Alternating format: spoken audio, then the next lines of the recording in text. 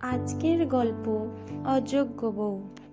যদি গল্পটি ভালো লেগে থাকে তাহলে প্লিজ চ্যানেলটিকে সাবস্ক্রাইব করে পাশে থাকা বেল আইকনটিকে অন করে দেবেন, যাতে পরবর্তী গল্পের নোটিফিকেশন আপনাদের কাছে সবার আগে পৌঁছে যায়। তাহলে শুরু করা যাক আজকের গল্প অযোগ্য বউ। আমার স্ত্রী এতটাই অযোগ্য যা কিনা বলার অপেক্ষা রাখে না। দেখতেও যদি একটু সুন্দর হতো তা না হয় অন্যগুলো ছাড় দিতাম। এই তো সেদিন অফিসে যাওয়ার সময় বললাম, শার্টের কলারের বোতামটা লাগিয়ে দাও। এই কথাটা বললে যে আমি কি ভুল করলাম ভগবানই জানেন। রান্নাঘর থেকে দৌড়ে এসে ভিজে হাতে বোতাম লাগাতে গিয়ে শার্টে ময়লা লাগিয়ে দিল। আমি আয়না দেখতে গিয়ে দেখি শার্টে ময়লা। মেজাজটা কেমন লাগে তখন। ময়লা লেগেছে ভালো কথা, বলবে তো শার্টটা চেঞ্জ করে নাও। এই কথা তো দূরের কথা, উল্টে বলছে এই শার্টটা তোমাকে দারুণ লাগছে। ভাগ্যিস আয়না দেখেছিলাম, তা না হলে তো আজকে অফিসে মান সম্মান যেত আমার। ছোট সংসার আমার, বাবা মা, আমি আর আমার স্ত্রী। বাবা মা এতটাই প্রিয় আমার যে ওনাদের কথায় একটা গ্রাম্য আনস্মার্ট মেয়েকে আমায় বিয়ে করতে হলো। সব সময় অফিসে গিয়ে টেনশানে থাকি বাবা মার জন্যে, কখন যে কি হয়ে যায়। আর বউ, দূর, তার কথা তো আমার মনেই পড়ে না। সত্যি বলতে অনেক সময় সব কিছু ভুলে তাকে মেনে নেওয়ার চেষ্টা করেছি। ভেবেছিলাম এইরকম একটা মেয়ে যদি আমার বোন থাকতো তাহলে হয়তো তার শ্বশুর বাড়িতে অনেক কষ্ট হতো। তাই একটা ফর্মুলা কাজে লাগাতে চাইলাম। অনেকে বলে ঘুমের মধ্যে নাকি মানুষকে অনেক মায়াবী লাগে। একদিন সে ঘুমানোর পর আমি তার দিকে তাকালাম। দূর ছাই, কোনো মায়াই লাগে না। না, এই মেয়ে দিয়ে আমার আর মোটেও হবে না। একদিন অফিসে বাবা মার কথা খুব মনে পড়ছিল, তাই বাড়িতে হঠাৎ করে চলে আসলাম। বাড়িতে প্রবেশ করা মাত্রই দেখতে পেলাম আমার স্ত্রী আমার বাবা মাকে মুখে তুলে ভাত খাইয়ে দিচ্ছে। আমি কৌতূহলবশত দরজার পাশেই দাঁড়িয়ে রইলাম। একবার বাবার মুখে তো আর একবার মায়ের মুখে খাবার তুলে দিচ্ছে। দেখছি বাবা মার যেন হাসি থামছে না। ততক্ষণে আমার চোখের কোণে জল এসে পড়েছে। মা আমাকে দেখে বলছেন, আরে খোকা, কখন আসলি? আয় আয় বস।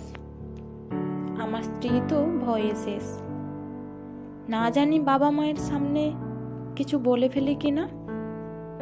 না, আমি সে ধরনের ছেলে নই। মা বললেন, বৌমা, খোকাকে একটু খাইয়ে দাও। বাবা ও মাকে সাপোর্ট করলেন। আমার তো রুচিই আসে না তার হাতে খাবার খেতে। সে আমার দিকে একগাল খাবার এগিয়ে দিল। কি আর করার, বাবা মাকে খুশি করার জন্য হলেও খেতে হবে। সত্যি বলছি, আচমকা একটা তৃপ্তি অনুভব করতে লাগলাম। দুর্বলতা যেন স্ত্রীর সামনে ফুটে না ওঠে, তাই দ্রুত আমার বেডরুমে চলে গেলাম। রুমে এসে খুব অস্বস্তি লাগছে। না, এটা অন্য কিছু না, স্ত্রীর প্রতি ভালোবাসা অনুভব করতে লাগলাম।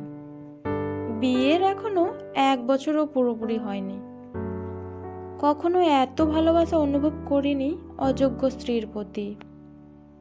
ধুর ছাই, কি যে আবোল তাবোল ভাবছি, নিজেকে বোঝাতে লাগলাম। এই মেয়ের প্রতি তো আমার কোনো রুচিই নেই, তাহলে ভালোবাসা আসবে কোথা থেকে? বাজে অনুভূতিগুলো নিয়ে কখন যে দু চোখের পাতা এক হয়ে গেছে সেটা আর মনে নেই। হঠাৎ মায়ের চিৎকার শুনতে পেলাম, খোকা, তাড়াতাড়ি আয়, বৌমা যেন কেমন করছে। দৌড়ে গিয়ে দেখলাম বাবা মা দুজনেই তাকে তুলে বিছানায় শুইয়ে দিলেন। সে বড় বড় চোখ করে নিঃশ্বাস নিচ্ছিল।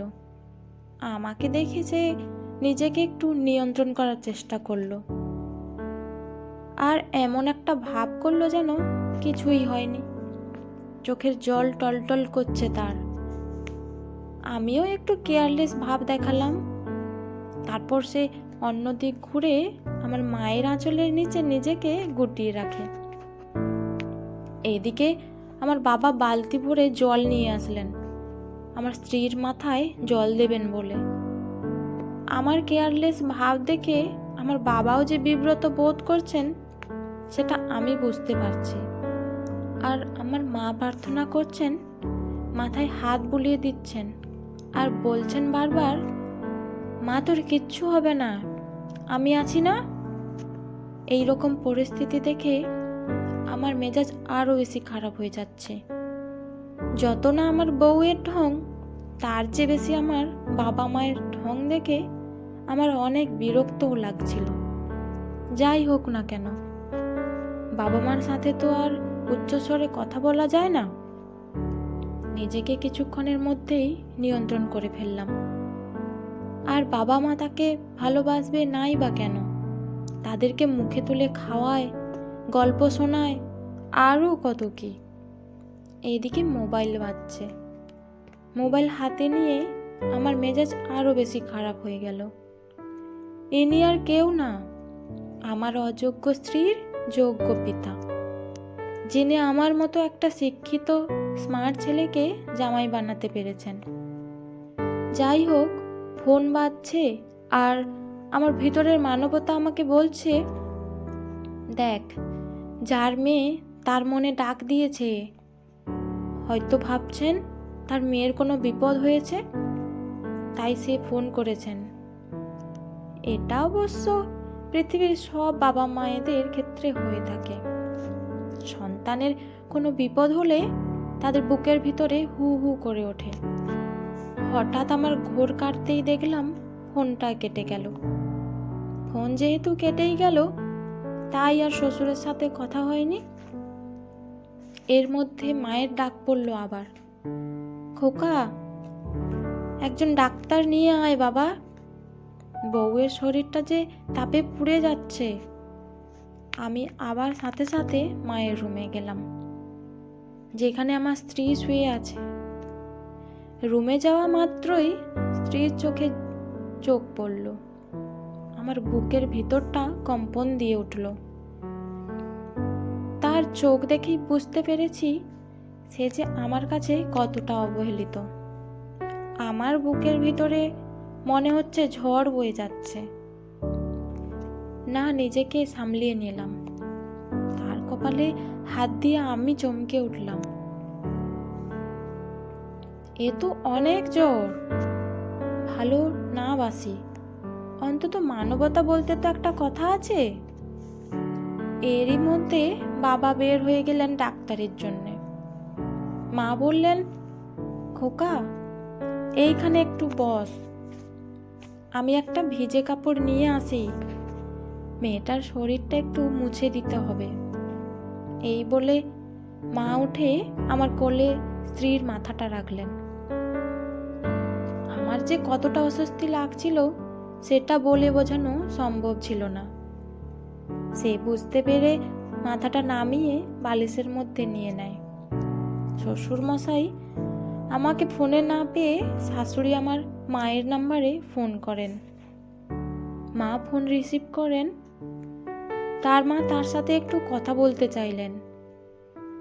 মা বললেন, বৌমার তো শরীরটা খারাপ, আচ্ছা নিন, কথা বলুন।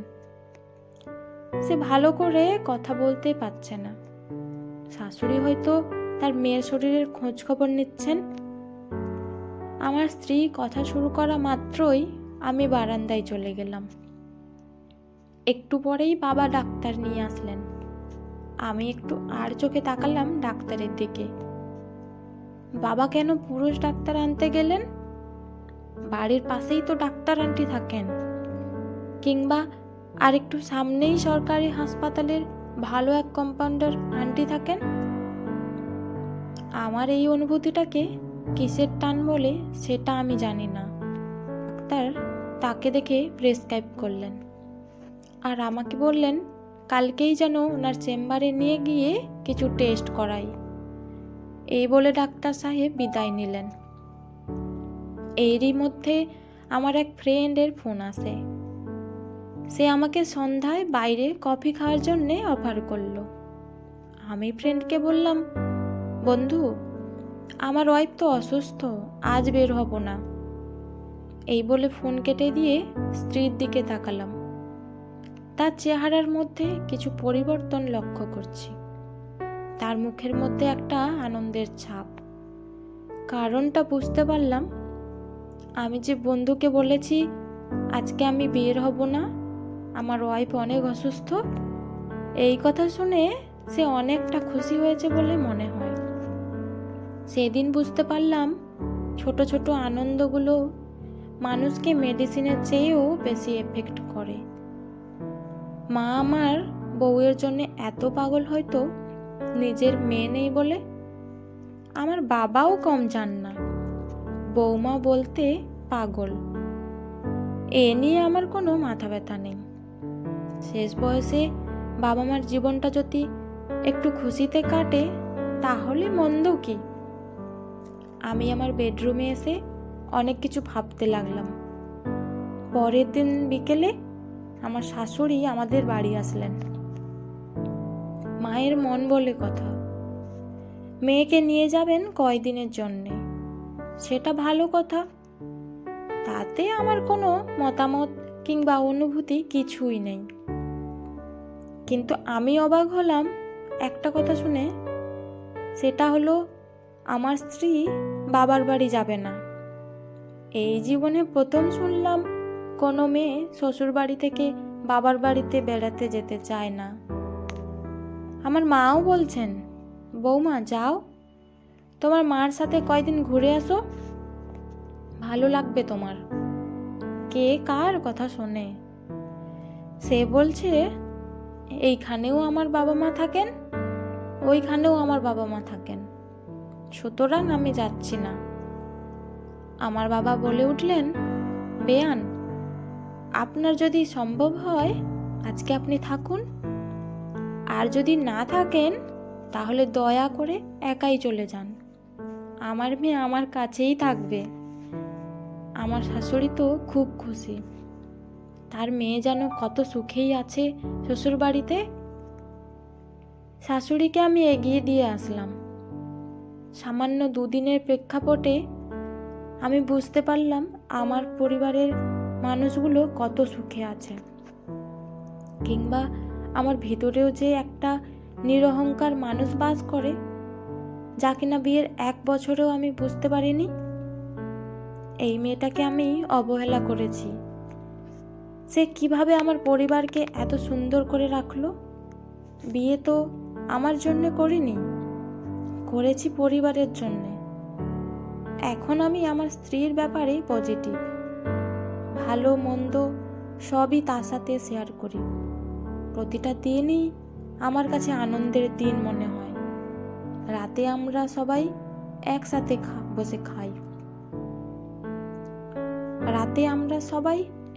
বসে খাই। এখন আমি বুঝতে পারি এটাই সুখ আর এটাই শান্তি। হ্যাঁ, এই রকম অযোগ্য স্ত্রী আমার পরিবারের জন্য যেমন দরকার ছিল, ঠিক তেমনই দরকার আমাদের ঘুণে পড়া সমাজের জন্যে।